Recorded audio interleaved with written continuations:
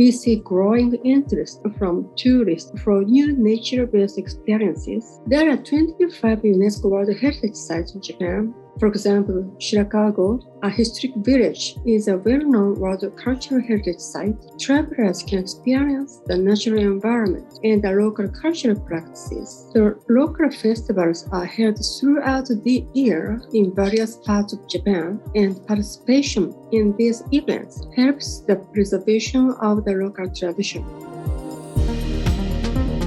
Internationally recognized high-end accommodations are due to increase drastically, especially in less visited areas. Programs offer rare opportunities to engage with authentic traditional culture, and gastronomic experiences will be available in more extensive ways through the luxury branding of Japan.